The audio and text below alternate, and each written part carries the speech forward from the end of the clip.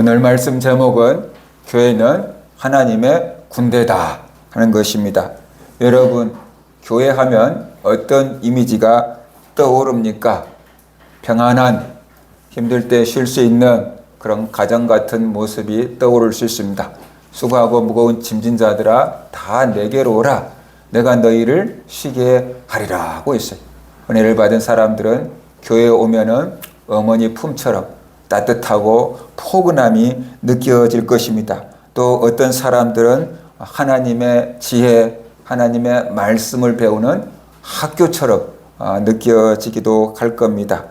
제가 지금까지 목회해 온 바로는 우리 교회는 영적인 것을 가르쳐주는 학교 같은 그런 역할을 했고, 저는 가르치는 교사 같은 그런 역할을 한 거로 기억이 됩니다. 그래서 교회는 하나님의 말씀을 배우는 학교다, 이렇게 생각할 수도 있습니다. 또 아프고 상처받고 치료받은 필요한 사람들은 교회는 병원이지 라고 생각할 수 있습니다. 아프면 입원해서 치료받고 나오는 병원이지, 내 영혼의 상처가 치료되고 병이 치료되는 병원 같은 곳이지 라고 생각할 수 있습니다. 이 모든 비유들은 성도들이 그 교회를 어떻게 느끼느냐, 그 교회 목회 방침이 어떠느냐에 따라서 다른 이미지로 와닿을 수 있습니다. 틀린 게 아니고 교회의 모습을 다양하게 우리가 느낄 수 있다는 것입니다. 오늘 저는 교회의 여러 가지 모습 중에 하나, 정말 가장 준엄한 실제를 말씀드리려고 합니다. 그것이 무엇인가? 교회는 하나님의 군대다라는 것입니다. 성도들은 부름받은 영적인 군사다라는 것이, 디모데 후서 2장 3절 4절 보면 바울이 디모데에게 이렇게 말씀합니다. 너는 그리스도 예수의 좋은 병사로 나와 함께 고난을 받으라. 병사로 복무하는 자는 자기 생활에 얽매이는 자가 하나도 없나니 이는 병사로 모집한 자를 기쁘게 하려 함이라 라고 말하고 있습니다. 병사라는 말이 계속 반복되고 있습니다. 너는 예수의 병사다. 너는 예수의 좋은 병사다 라고 말하고 있습니다. 군사다, 용사다, 병사다, 다 군인이란 뜻입니다. 우리는 지금 치열한 영적 전쟁 한복판에 와 있습니다. 전쟁이 완전히 끝난 상태를 종전이라고 하고, 잠시 전쟁이 멈춘 상태를 휴전이라고 합니다. 우리나라는 종전이 아니고 휴전 상태입니다. 남북 간이 종전 처리가 된 게 아니고 휴전 상태에 있습니다. 언제 전쟁이 다시 일어나도 이상할 것이 없는 나라에서 살고 있습니다. 그래서 세계에서는 한국이 굉장히 불안한 국가로 이해를 하는데, 정작 한국 안에 살고 있는 사람들은 너무 평안하게 사는 것을 보고 이해하기가 어렵다고 합니다. 5, 60년 이렇게 세월이 지나다가 보니까 전쟁이 남의 나라 이야기처럼 생각하고 사는 것입니다. 그러나 영적인 세계에는 종전도 없고 휴전도 없습니다. 사탄은 한순간도 쉬지 않기 때문에 그렇습니다. 그러므로 우리는 지금 이 순간에도 보이지 않는 전쟁 한복판에 서 있다라는 것입니다. 이 엄중한 현실을 깨닫고 지키지 않은 것, 바로 그것이 영적인 전쟁에서 승리하는 비결입니다. 이것이 영적인 전쟁이라는 것만 깨달아도 50%는 이깁니다. 그런데 이것이 영적인 전쟁이라는 것을 모르고 유괴의 문제라고 생각하기 때문에 같이 싸잡혀서 싸우다가 시궁창에 빠지는 것입니다. 에베소 6장 12절, 우리의 싸움이 무엇인지 명쾌하게 말씀합니다.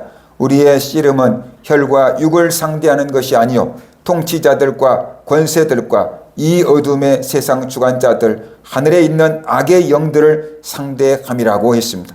이 말씀을 통해서 우리가 치르고 있는 전쟁이 육체적인 전쟁이 아니고 영적인 전쟁이라는 것을 알 수 있습니다.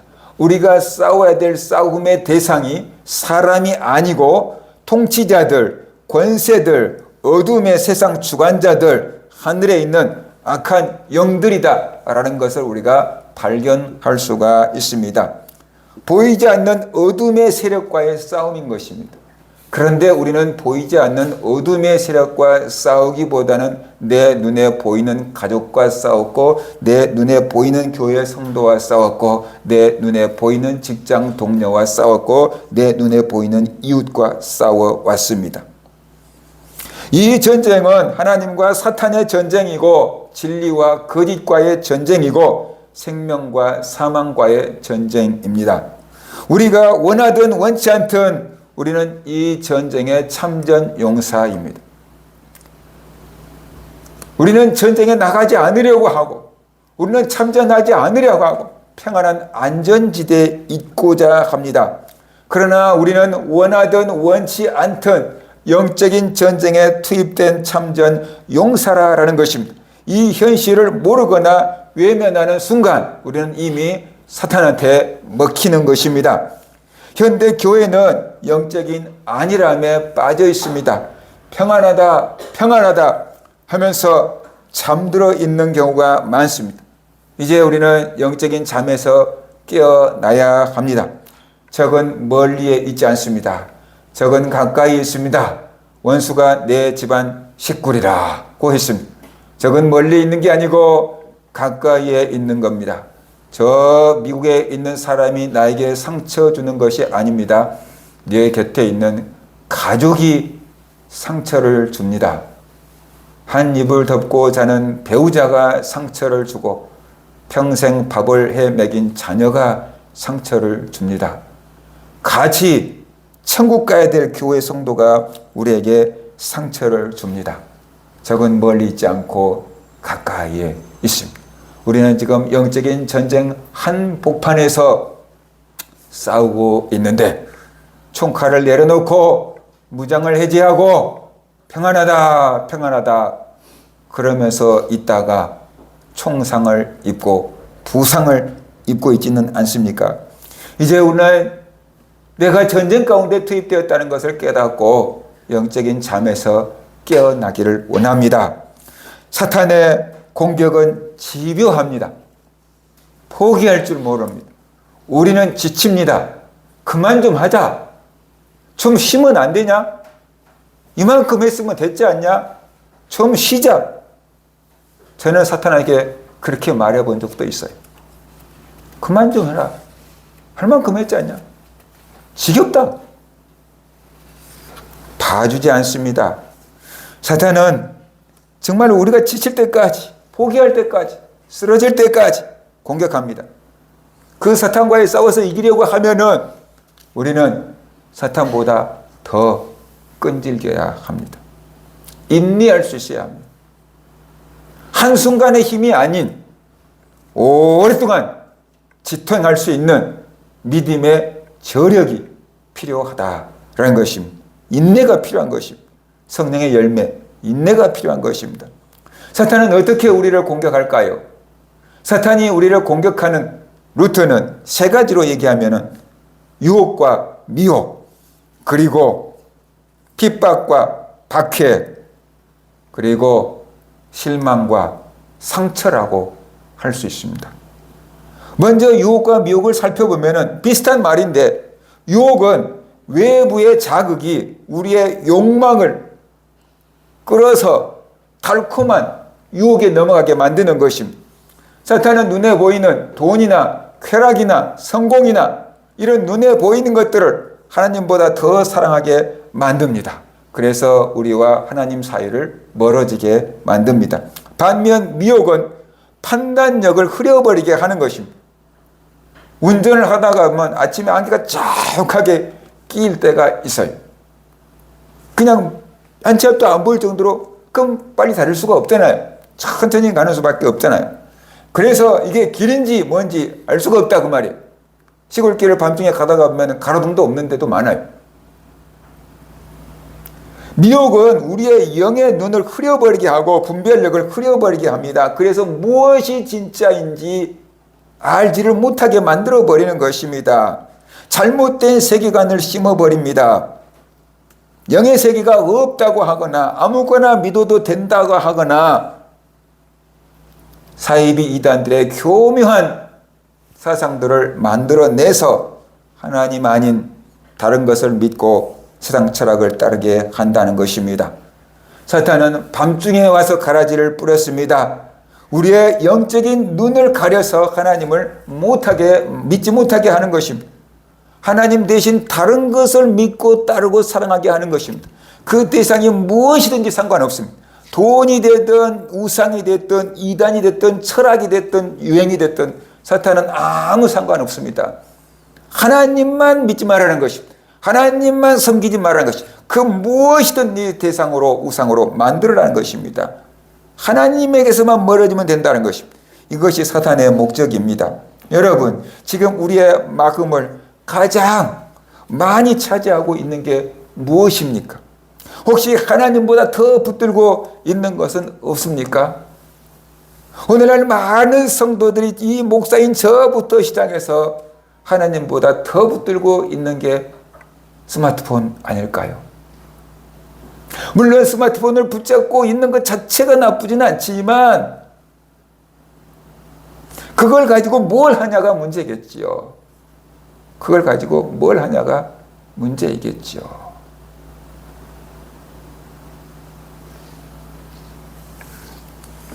이런 면에서 우리는 지금 보이지 않는 가운데 영적인 전쟁을 치르고 있는데 이것이 전쟁인 줄 모르니까 요즘 세상이 다 그렇지 뭐.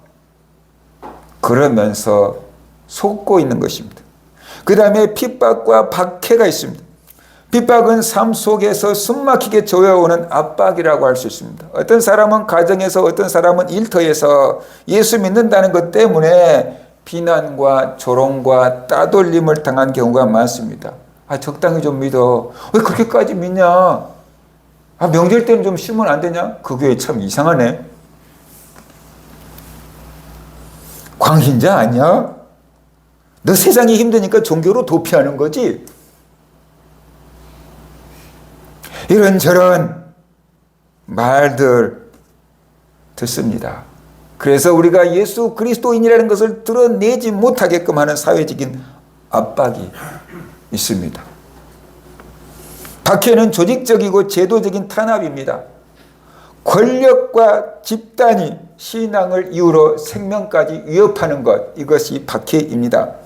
생명의 위협을 가하고 제도적으로 하나님을, 기독교를 배척하는 것입니다. 지금 이슬람권이나 공산주의 국가에서 신앙 때문에 핍박을 받고 있는 사람들이 많고, 우리나라 어떤 법적인 제도들도 그렇다라고 할 만한 것들이 있습니다. 또 그런 것들을 만들려고 하고 있습니다. 여러분, 사탄의 가장 무서운 전략이 무엇인지 아십니까? 그것은 바로 자기를 감추는 위장술이다라는 것이. 사탄이 가장 무서운 것은 눈에 안 보인다. 눈에 보이면 뭐 대포라도 쏴버릴 텐데, 미사일이라도 쏴버릴 텐데, 사탄이 눈에 안 보인다는 것입니다. 사탄은 결코 뿔 달린 괴물처럼 나타나지 않습니다. 정치적인 논리 속에 숨어 일하고 있고, 세련된 문화의 옷을 입고 나타나고 있고, 합리적으로 보이는 철학 속에서 숨어서 일하고 있는 어둠의 지배자입니다. 실체가 보이지 않으니까 우리는 이것이 영적인 전쟁인 줄로 모릅니다. 그냥 세상이 그런 거지, 그냥 정치인 거지, 그냥 문화인 거지, 그냥 철학인 거지 하고 넘어갑니다. 세계관 전쟁에서 지고 있는 것입니다. 이것이 사탄의 타놓은 함정이다. 사탄은 자기를 감추고 일하고 있습니다. 권투 선수가 아무리 권투를 잘한다고 할지라도 눈에 보이지 않는 것을 주먹으로 물리칠 수 있겠습니까? 불가능한 일이에요. 그죠? 그것처럼 우리는 눈에 보이지 않는 사탄과 싸워야 되기 때문에 이게 없다고 생각하는 것이에요. 그 없다고 생각하니까 싸울 생각도 안 하고 물리칠 생각도 안 하는 것이지요. 그냥 받아들여 버리는 것이지요. 사탄은 그렇게 교묘하게 자기를 감춘 채 우리가 본질을 놓치고 껍데기만 붙잡고 살아가게 만든다라는 것입니다. 영적인 실체 본질을 놓쳐버리고 눈에 보이는 현상 껍데기만 붙잡고 살아가게 하는 것입니다. 허무하게 만드는 것이 죽음의 길로 가게 하는 것입니다. 지금 수많은 사람이 이 속임수에 넘어가서 진짜 적은 보지 못하고 아군을 향해서 총질을 하고 있습니다. 가족에게 총을 쏘고 있고 교회 성도에게 총을 쏘고 있습니다. 속지 마십시오. 우리가 상대하는 것은 눈에 보이는 뉴스가 아닙니다. 그 배후에서 수많은 영혼을 속이고 있는 어둠의 실체입니다. 이 사실을 깨닫는 파병군이 진짜 전쟁에서 승리할 수가 있는 것입니다. 적을 모르면 이길 수가 없는 것이, 나도 알아야 되지만 적도 알아야 됩니다. 그래야지 이길 수 있잖아요. 안 보인다고 없다고 해버리면 안 되잖아요. 적이 숨어 있는데, 적이 숨어서 안 보이려고 숨어 있는데 안 보이니까 없다고 해버리면 안 되잖아요. 눈에 보이는 적보다 숨어 있는 저격수가 더 무서운 거잖아요. 그 다음에 실망과 상처를 통해서 우리를 무너뜨립니다. 사탄은 우리의 상처를 이용합니다. 우리 몸에 상처가 나면은 세균 감염이 되기 쉬운 것처럼 우리의 마음에 상처가 생기면 사탄이 들어올 통로가 열리는 것입니다. 어쩌면 성도들이 가장 자주 마주치는 전쟁터가 바로 이런 것일 수가 있습니다. 교회는 완전한 사람들이 모인 곳이 아닙니다. 은혜가 필요한, 은혜를 받았지만 앞으로도 계속 은혜가 필요한 죄인들이 모인 곳이 교회입니다. 세상에서 어릴 때부터 상처 받아가지고 아직도 상처가 아물지 않은 사람들이 모인 곳이 교회입니다. 그렇기 때문에 교회 성도들과 만나고 부딪히다가 보면은 서로의 상처를 건드릴 수 있고 상처를 주고받을 수가 있습니다. 그래서 아군들끼리 총을 쏘며 전쟁을 하는 겁니다. 목회자를 향해서, 성도를 향해서 오해와 서운함을, 섭섭함을 키워가는 것입니다. 혹시 교회에서 받은 상처 때문에 지금도 마음이 얼어붙어 있지는 않습니까? 지금도 마음이 얼어붙어 있지는 않습니까? 풀어야 되는데. 머리로는 풀어야 되는데 마음으로는 풀리지 않은 채 이 자리에 앉아 있지는 않습니까? 말은 하지는 않았지만 아무 일 없는 것처럼 예배당에 와서 앉아 있지만 사실은 마음의 문을 닫고 귀를 닫고 있지는 않습니까? 갈라디아서 5장 15절은 경고합니다. 만일 서로 물고 먹으면 피차 멸망할까 조심하라. 상처는 단순한 감정의 문제가 아닙니다. 우리의 신앙을 쉽게 만드는 영의 문제입니다. 서운함이 냉소가 되고 결국 교회는 실망했다 그러면서 떠나게 되는 것입니다. 여러분, 나는 지금 사람과 싸우고 있습니까? 아니면 영적으로 싸우고 있습니까? 교회에서 실망했어요. 사람에게 상처받았어요. 그러면서 내 믿음이 식어지고 교회를 떠날까 말까 하는 것은 영적인 전쟁에서 지고 있는 것입니다. 나를 공격하고 있는 것이 교회냐, 나를 공격하고 있는 것이 사람이냐, 나를 공격하는 것이 사탄이냐, 그 배후 세력이 누구이냐, 그걸 깨달으면 이길 수 있습니다. 사탄은 죄보다 냉각을 더 사용합니다.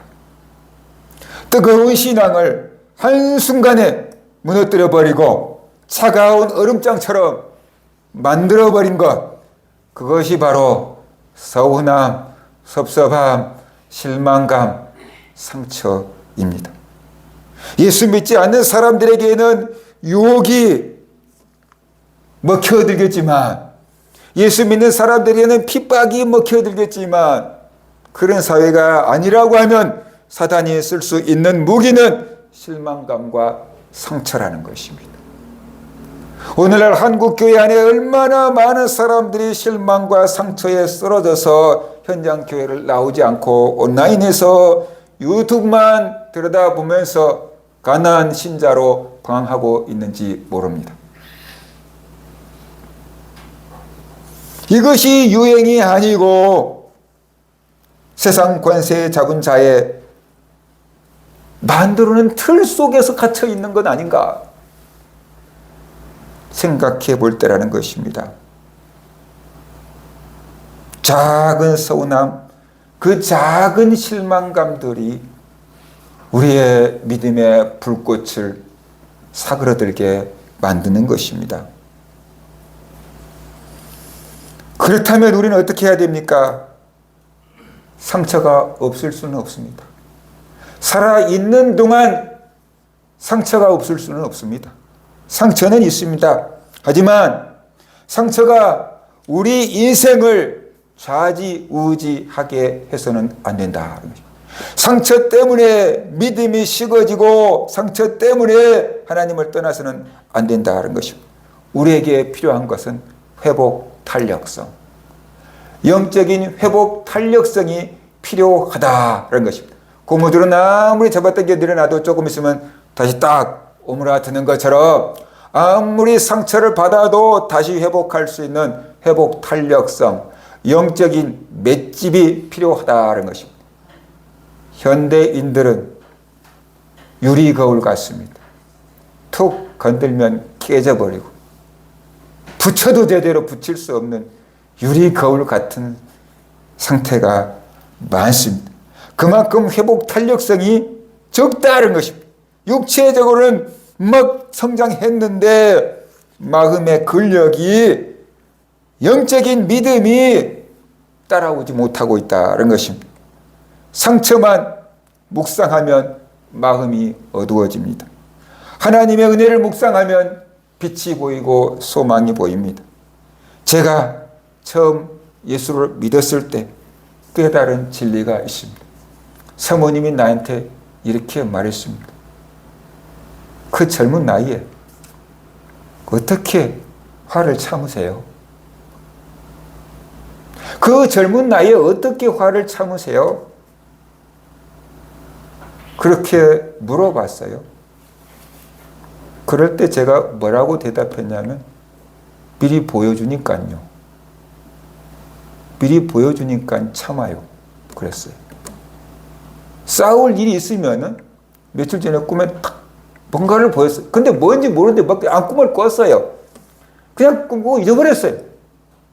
근데 살다가 삶의 현장에 보면은 뭔가 충돌하고 싸울 일들이 생기잖아요. 상처받을 일이 생기잖아요. 그런데 그때 꿈꿔놨던 것이 탁 생각난 거예요. 아, 이걸 보여준 거구나. 아, 이게 이런 일이 있을 거니까 참고 이기라고 보여주신 거구나. 생각한 거예요. 그러니까 화를 안 내고 참고 넘어갈 수가 있었던 것입니다. 그때 깨달은 게 뭐냐 그러면 사람이 상처를 주지만 그 사람 뒤에 그 상처를 이용해서 나를 무너뜨리는 사탄이 있다는 것이에요.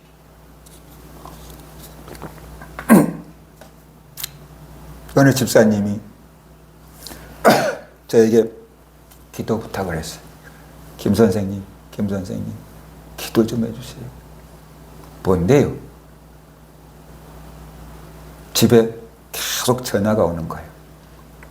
받으면 막 욕지거리를 하는 거예요. 누군지도 몰라.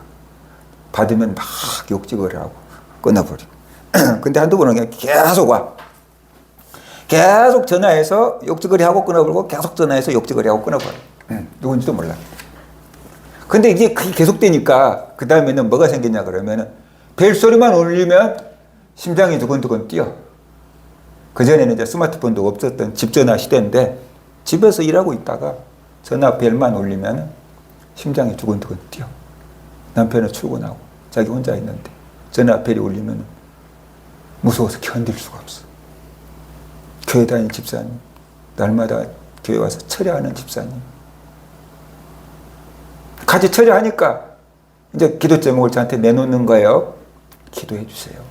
알았어요. 기도할게요. 그리고 기도했어요.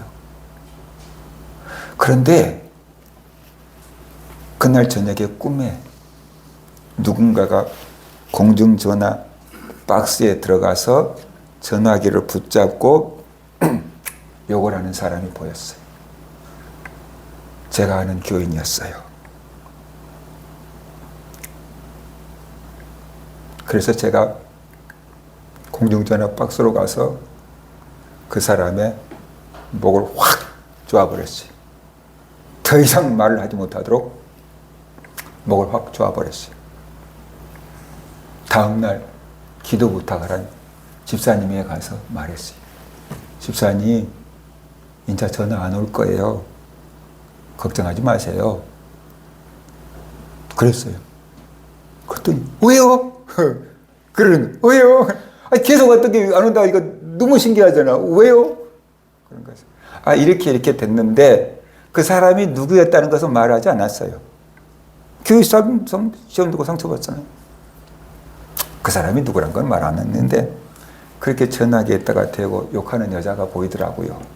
그래서 제가 목을 졸라서 죽여버렸어요. 그러니까 이제 그 전화 안 올 거예요. 일주일 지났어요. 김 선생님 진짜 전화 안 와요. 진짜 전화 안 와요. 그 다음부터 안 왔어요. 유괴의 문제인데 그 배후에 그 사람을 통해서 일하고 있는 악한 것이 있다는 것을 알았어요. 이 사실을 알고 나니까 시선이 달라졌어요. 상처 준 사람을 미워하기보다 그 사람을 통해서 공격하는 마귀를 물리쳐야 되겠구나.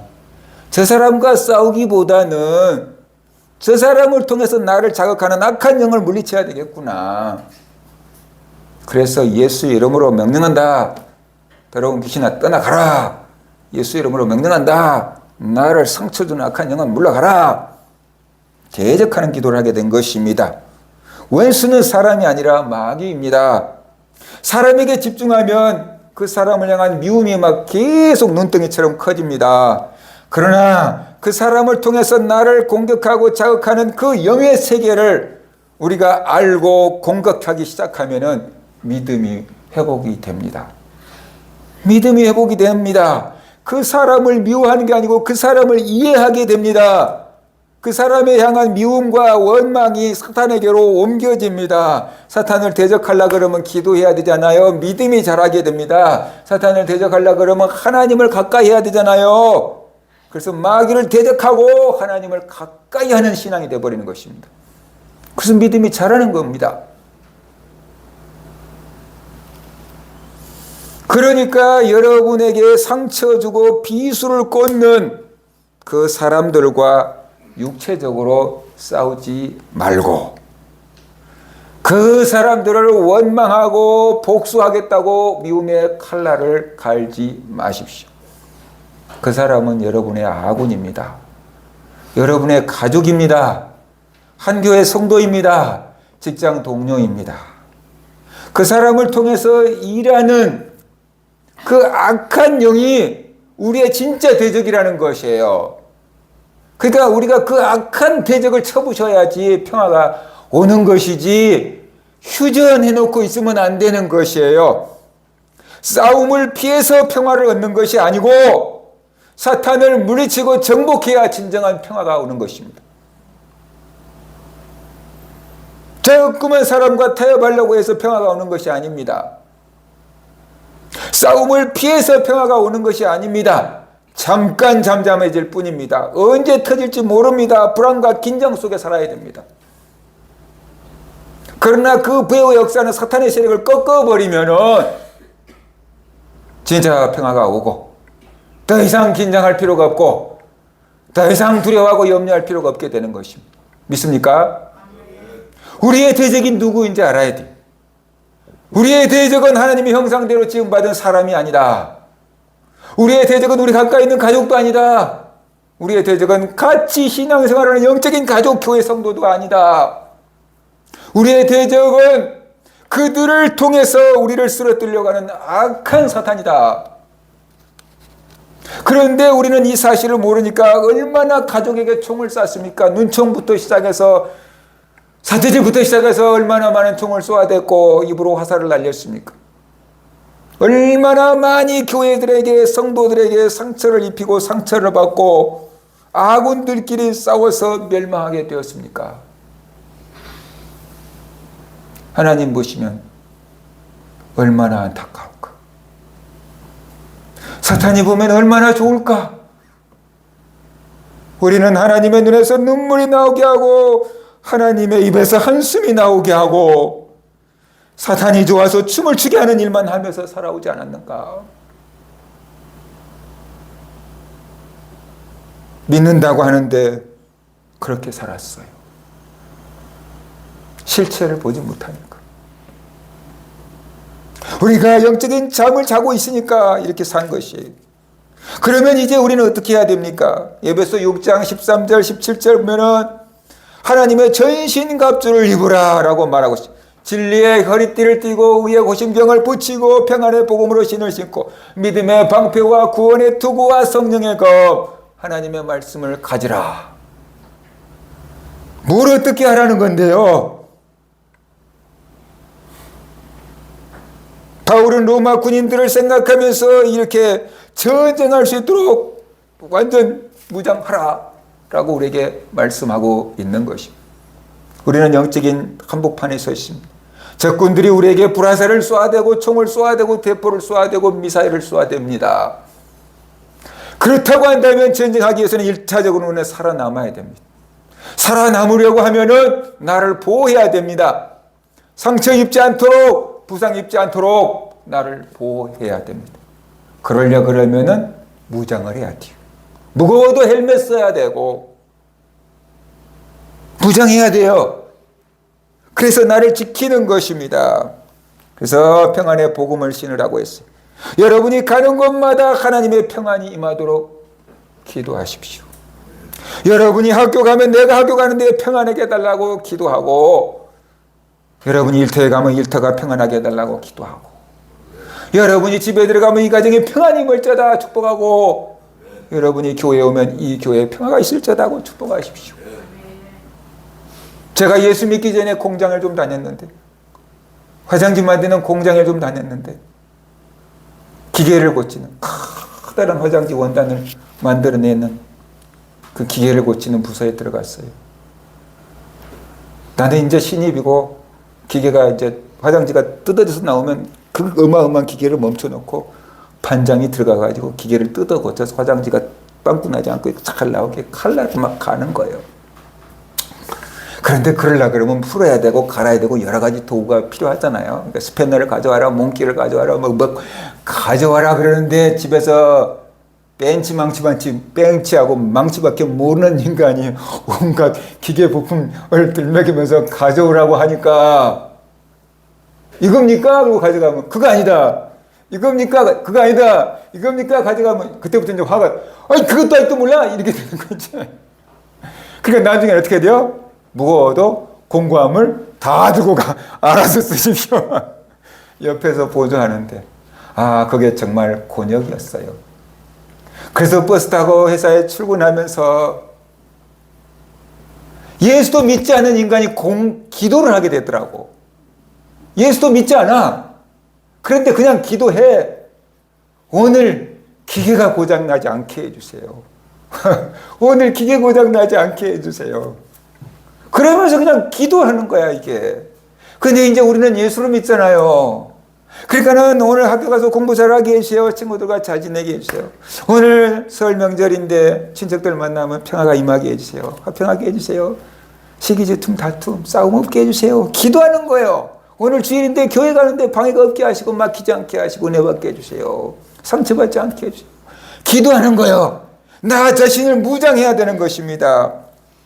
그렇게 준비해야 돼요. 믿습니까? 여러분 집안에 들어가기 전에 이 가정이 평안이 임을지어다. 축복하고 들어가십시오. 가정을 전쟁터로 만들지 말고 쉴 수 있는 공간을 만들도록 노력해보자라는 것이. 노력해보자. 그리고 사람을 만나면은 칭찬을 하고 축복을 하고 격려를 하고 위로를 하고 지갑을 열어보십시오.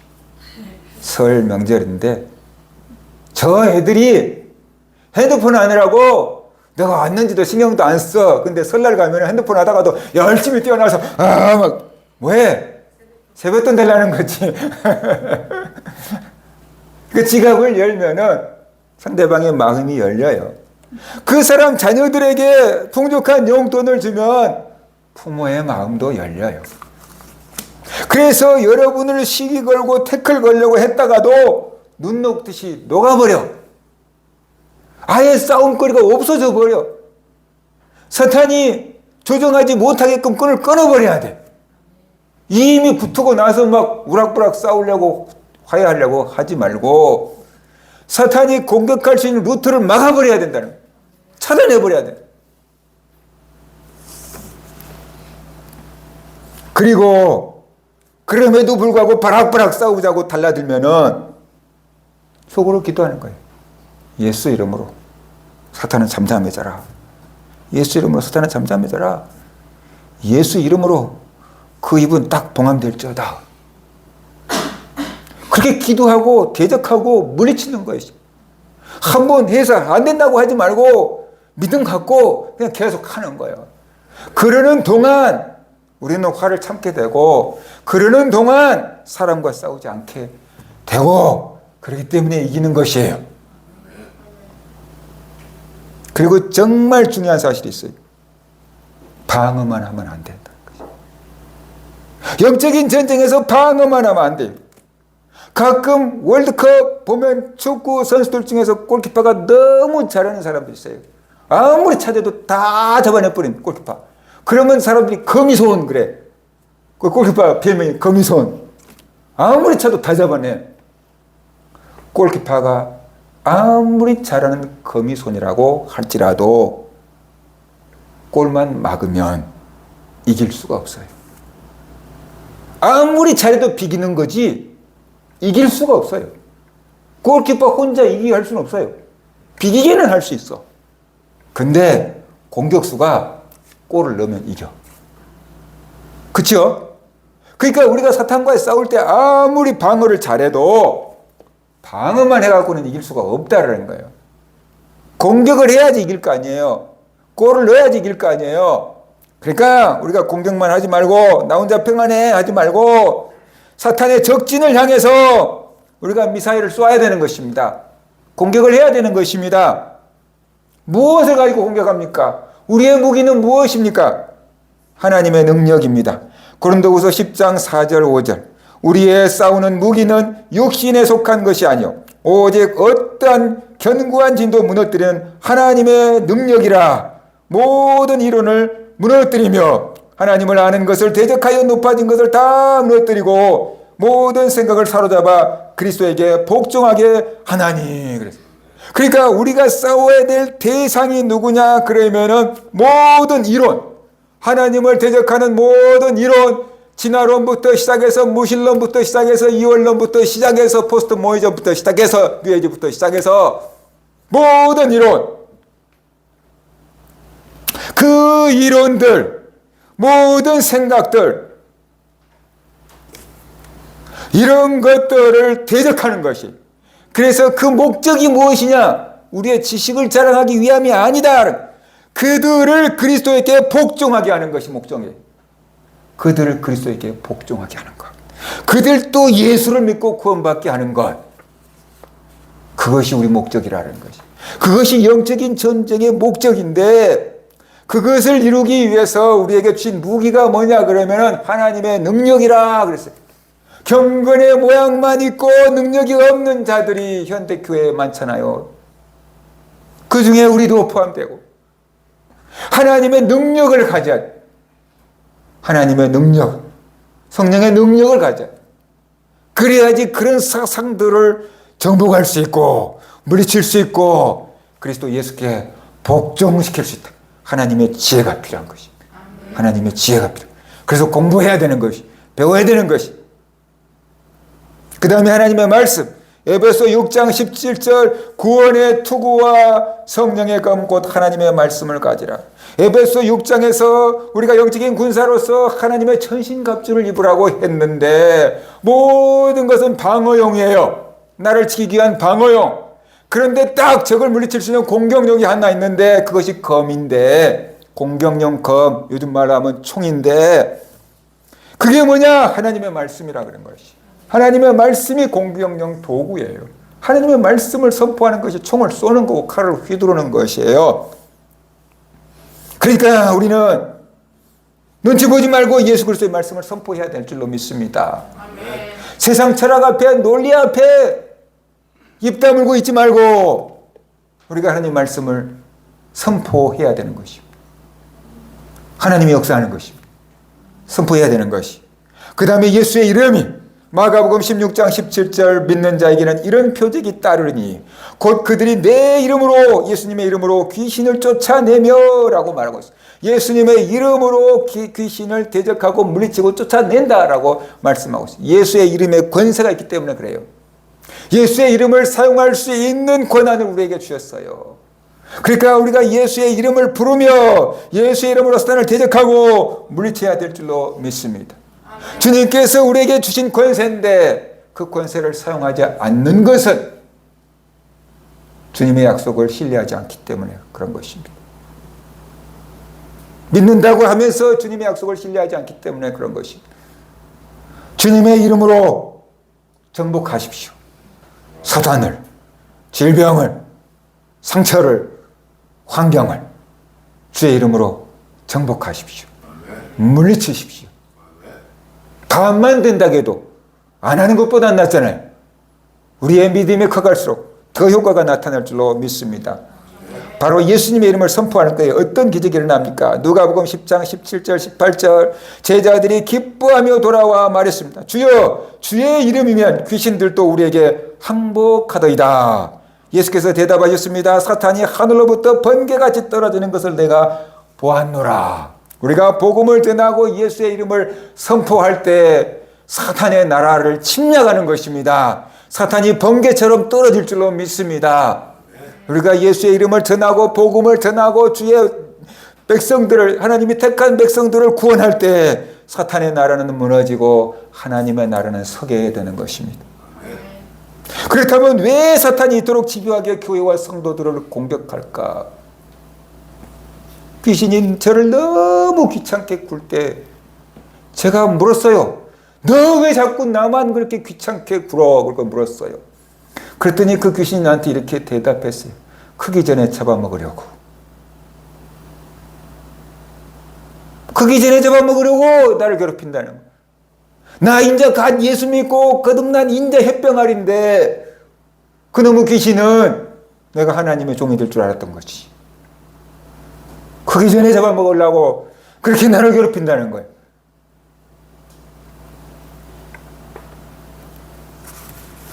왜 사탄이 우리를 그토록 괴롭힙니까? 어떤 사람은 사탄과 전쟁이 별로 없는데 왜 어떤 사람은 유독 전쟁이 많습니까? 그 답은 교회 이름인 에클레시아, 여기에 있어요. 그 원인이 여기 들어있는 거예요. 이거 몰라요, 사람들이. 왜 사탄이 우리를 공격하는지, 왜 사탄이 교회를 무너뜨리려고 하는지 사람들이 몰라요. 속수무책으로 당해요. 근데 교회 이름에 있어요. 교회가 뭐라고 했어요? 에클레시아, 하나님께 부름받은 사람들의 모임. 에크라는 것은 밖으로, 걸리야, 부름받은 그거예요. 사탄의 지배 아래 있던 사람들을 하나님께서 불러내서 하나님의 나라로 옮겨버린 것이, 하나님의 백성으로 만들어버린 것이, 하나님의 자녀로 만들어버린 것이. 원래 우리의 신분이 어디였냐? 사탄의 종이었어요. 그러니까 사탄의 종 노릇하고 있었는데 하나님 우리를 택해서 불러서 그 사탄의 나라에서 옮겨서 하나님의 아들 삼고 하나님의 딸 삼아버렸다니까요. 사탄의 입장에서 보세요. 기분이 좋을까요, 나쁠까요? 사탄의 입장에서는 자기 것을 어떻게 돼요? 빼앗긴 거야. 사탄의 입장에서는 자기 것을 빼앗긴 거야. 화가 나 죽겠어. 빼앗겼으니까 찾아오고 싶어. 그런데 자기 종로로 타던 것이 저기 가고 왕자가 되어 있고 공주가 되어 있네. 아니 자기가 종처럼 부려먹었던 놈들이 예수를 믿고 하나님 앞에 가더니 하나님 나라의 왕자가 되고 공주가 되어버렸네. 천사들의 보호를 받고 있네. 아니 사탄이 보니까 배가 아파 안 아파? 배가 아프겠죠. 내가 저 꼴을 어떻게 봐? 어떻게든지 저것들을 쓰러뜨려 버려야지. 어떻게든지 저것들을 망하게 만들어 버려야지. 어떻게 해서든지 다시 찾아와야지. 그 마음이 들까요? 안 들까요? 사탄 입장에서는 들겠지요.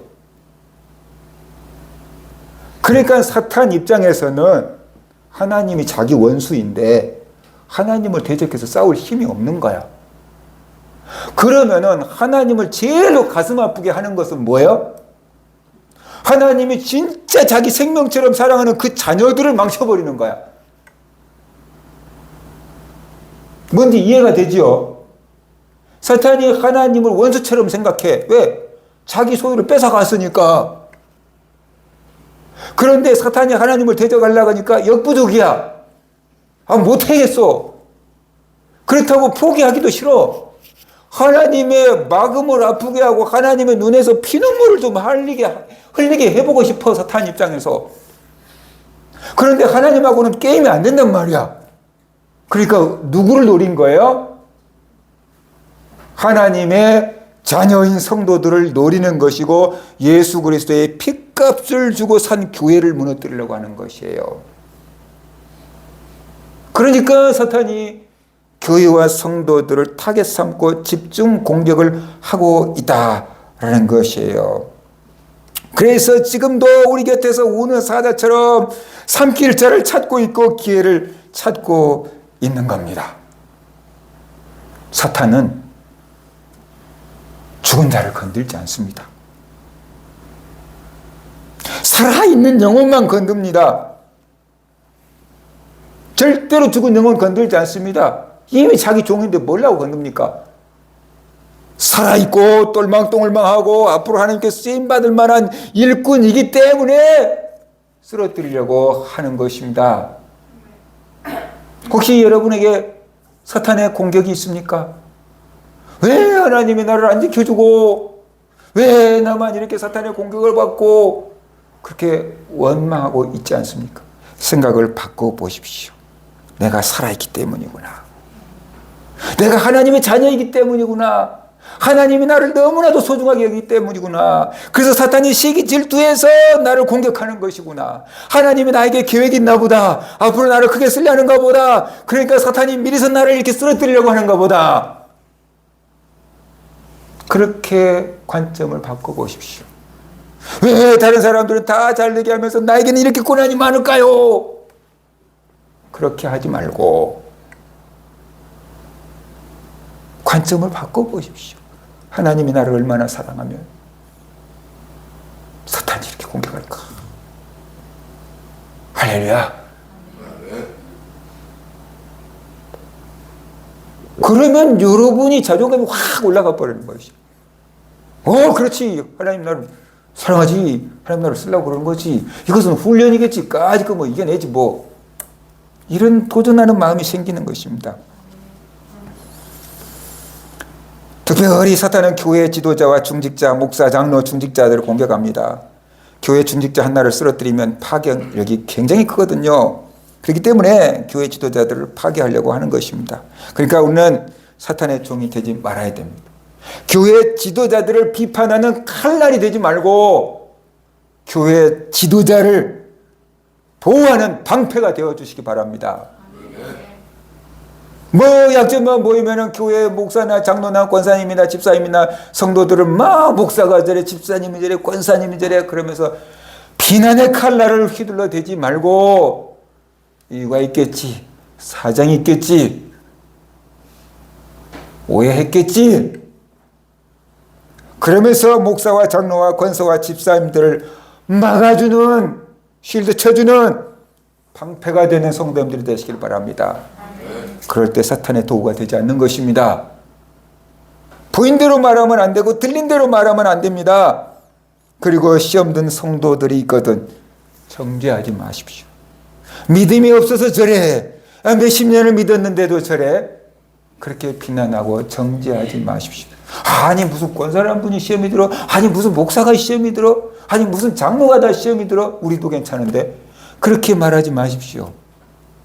사탄은 예수님도 시험했고 사탄은 사도들도 시험했어요. 예외가 없어요. 평신도에게는 평신도가 감당할 만한 시험이 오지만 중직자에게는 중직자가 감당할 만큼 큰 시험이 오는 거고 목회자는 목회자가 감당할 만큼 감당하기 어려울 만큼 큰 시험이 오는 것입니다. 사탄도 다 계급이 있다고 봐야 돼요. 쫄병은 쫄병들끼리 붙이는 것이지 쫄병을 치라고 장군을 보내지는 않아요. 이해가 됩니까? 상대할 만한 것을 보낸다 그 말이에요. 외국에서 대통령이 오면 우리나라에서 국빈 대접하려면 대통령이 가서 영접을 한 거고 장관이 오면 장관이 가서 영접을 하는 거예요. 사탄도 아무나 쫄개를 보내지 않습니다. 그 사람 수준 보고 보냅니다. 그러니까는 목사도 장로도 권사도 집사도 수십 년 믿은 사람도 시험 올 수 있습니다. 시험이 오면은 흔들릴 수 있고 쓰러질 수 있고 주저앉을 수 있습니다. 나는 괜찮아 라고 하는 사람들도 쓰러집니다. 내가 그럴 줄은 몰랐어요. 쓰러집니다. 그러니까 우리가 시험 든 성도들을 보고 아유 믿음이 없어서 그래. 그 때문에 시험 들고 상처받고 그렇게 말하면 안 돼요. 위로가 안 돼요. 그 사람 입장에서는 감당하기 힘든 거예요. 견디기 힘든 거예요. 참을 수가 없는 거예요.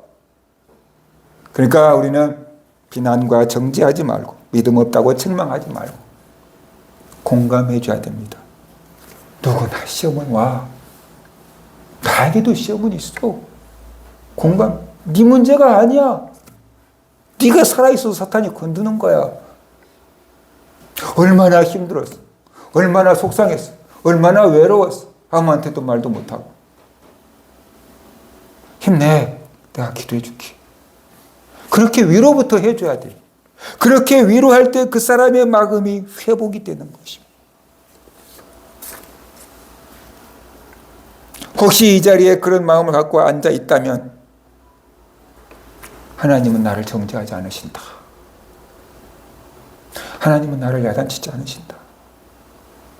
하나님은 나를 믿음 없다고 책망하지 않으신다. 하나님은 지금 내 안에서 울고 계신다. 그걸 깨달으시기 바랍니다. 하나님이 여러분과 함께 계셔서 울고 계시는 거예요. 책망하지 않아요. 정죄하지 않아요. 비난하지 않아요. 우리가 진토임을 아시기 때문에. 우리의 약함을 아시기 때문에. 주님이 고난 받아보셨기 때문에. 얼마나 힘들어. 내 안에 있잖아. 나를 좀 봐. 나를 좀 봐. 환경만 보지 말고 상처만 보지 말고 나를 좀 봐. 저도 목회할 때 외로울 때 있고 배신당할 때 있고 상처받을 때 있고 좌절할 때도 있고 그래요. 기도하다 보면 내가 상처받은 것이 주님만 하랴. 내가 배신당한 것이 주님만 하랴. 주님도 제자에게 배신당했는데 그렇게 생각할 때가 있어요. 그러면 쭉 가라앉던 마음에 툭 치고 일어나는 거예요. 바닥을 치고 일어나는 것처럼 툭 치고 일어나는 거예요. 회복이 되는 것이에요.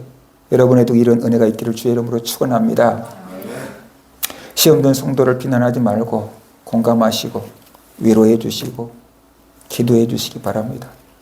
삼겹줄은 끊어지지 않는다고 그랬어요.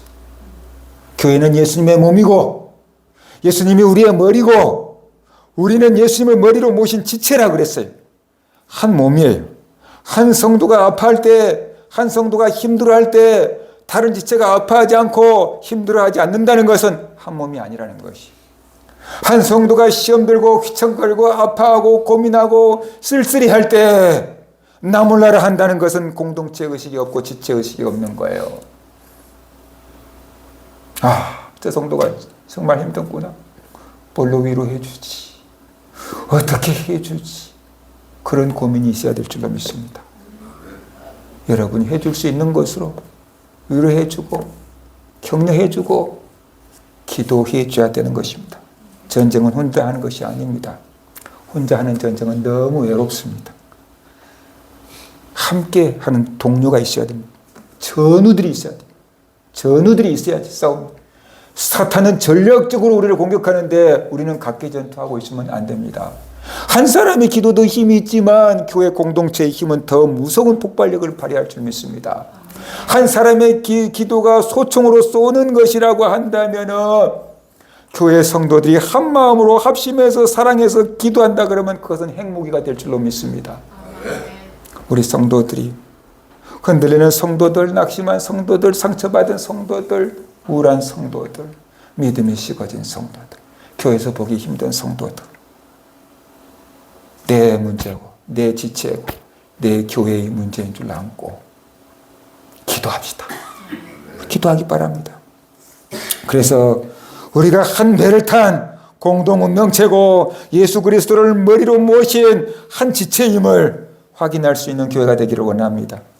우리는 영적인 전쟁을 하고 있습니다. 영적인 전쟁을 하다 보면 누가 이기냐? 어느 편이 이기냐? 우리가 이기냐 지냐? 그런 고민과 갈등이 생길 것입니다. 그런데 우리에게는 답이 있습니다. 우리는 이길 수도 있고 질 수도 있는 전쟁을 한 게 아니고 이미 승리가 보장된 싸움을 싸우고 있다는 것이, 우리는 승리가 딱 정해져 있는 싸움을 싸우고 있는 것입니다. 월드컵 경기를 보더라도 실전 방송을 보면은 조마조마 막 할 때가 있어요. 그죠? 그런데 우리나라가 이겼다라는 소식을 듣고 재방송을 보면은 우리가 막 골 먹을 위기가 와도 어차피 이겼는 거 뭐